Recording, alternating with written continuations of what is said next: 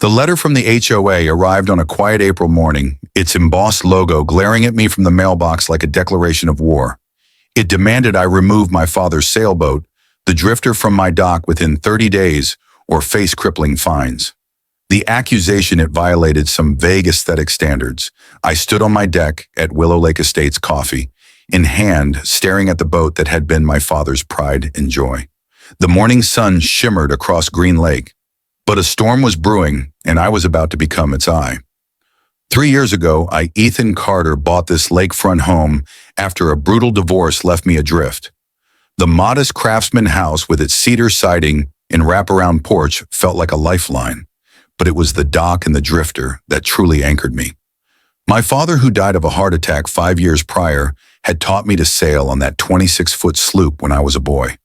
His steady hands guided mine on the tiller, his voice a calm beacon through the wind's chaos. That boat wasn't just wooden sails.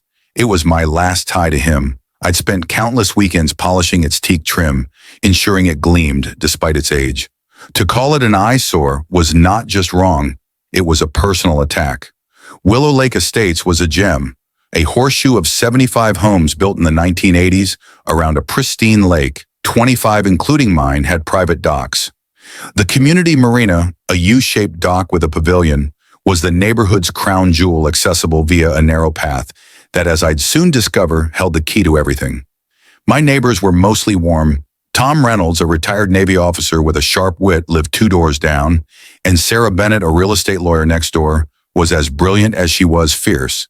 But 6 months ago, Claire Donovan took over as HOA president, and the air shifted. Claire campaigned on elevating property values and modernizing standards. Harmless buzzwords, I thought, until that letter hit. I walked to my dock, pine needles crunching underfoot, and studied the drifter. Its deep blue hull and honeyed teak were flawless.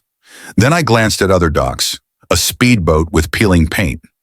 3 houses down, a neglected pontoon boat. 5 houses over, neither had notices. Why me? I called Tom and Sarah, who confirmed Claire was targeting select residents with rules that didn't exist in our bylaws. That evening's HOA meeting would be my chance to fight back. The community center buzzed with tension. Claire, her silver blonde hair in a tight bun, sat at the board table, her diamond bracelet flashing with every gesture.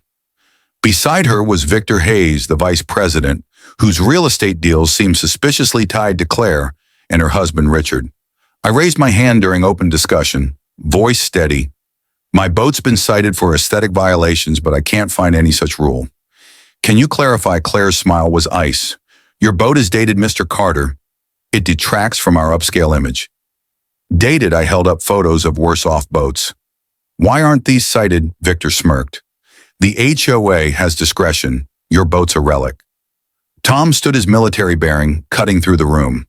I've lived here since day one. There's no boat aesthetic rule. The secretary, Ellen Parker, shuffled her notes, admitting no such rule existed. Claire snapped. The board doesn't need specific documentation for every decision. Murmurs rippled through the crowd, Sarah whispered. Richard asked me if you'd sell your property for upscale development. The pieces clicked. This wasn't about the drifter. It was about forcing me out. I left the meeting furious, the lake's golden ripples mocking the chaos in my mind. At home, I dug through property records and found a bombshell. My land extended beyond what I'd thought, including the narrow path to the marina. A 1997 surveying error had mislabeled it as common area. Legally, I owned the only access to the HOA's prized marina. I called Sarah, who reviewed the documents, and gasped. The HOA's been trespassing. You could block the marina. It was a nuclear option, but Claire had declared war. Claire's next move was a fundraiser at the marina, a glitzy event to boost Richard's judicial ambitions. I saw my chance. I hired Cascade Fencing from another county, ordered no trespassing signs, and set installation for the day before her event. I drafted a letter asserting my rights, but held off sending it. Claire sent 2 more notices threatening liens and legal action. I filed them away. Evidence of her harassment. The morning of the fence installation, workers arrived at dawn. By 7:30, cedar posts lined my property, slicing across the marina path. Neighbors gawked. Claire's Mercedes screeched up at 8:15. What are you doing? She shrieked. I offered the surveyor's report. This is my land.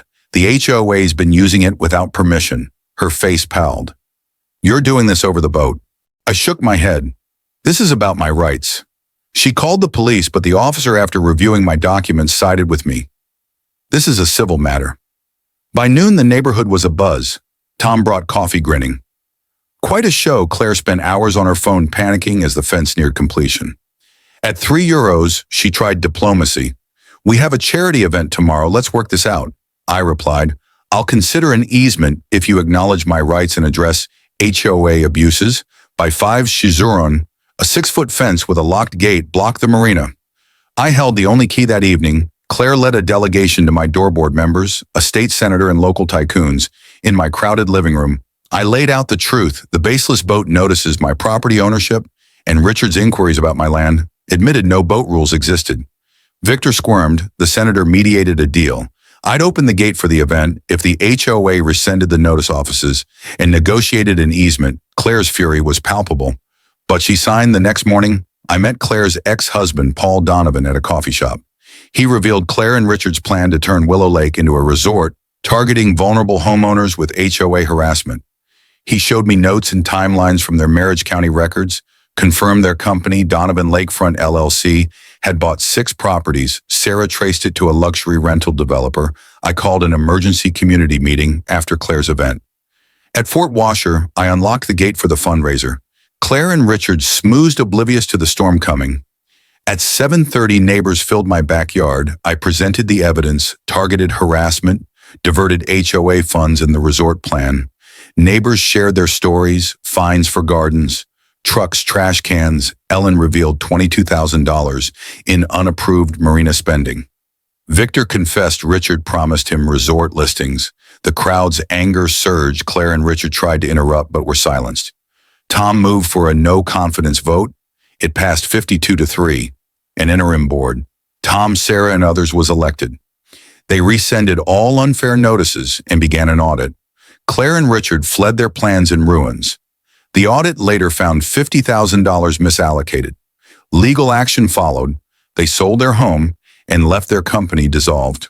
Paul bought their house, joining our revitalized community. I restored the drifter, teaching kids to sail as my father had. The fence stayed, but his gate, adorned with an anchor, remained open. The marina thrived with cookouts and concerts. A year later, Willow Lake Estates was a true community. Its HOA transparent. Its spirit renewed. Property values soared, sitting on the drifter.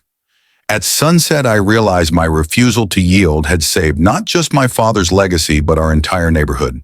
Bullies like Claire thrive on fear, but facts, courage, and a stubborn old boat can sink their schemes. My father would have been proud. Thank you for watching Touching Story. If this story moved you, don't forget to like, share, and subscribe for more powerful tales of resilience and justice.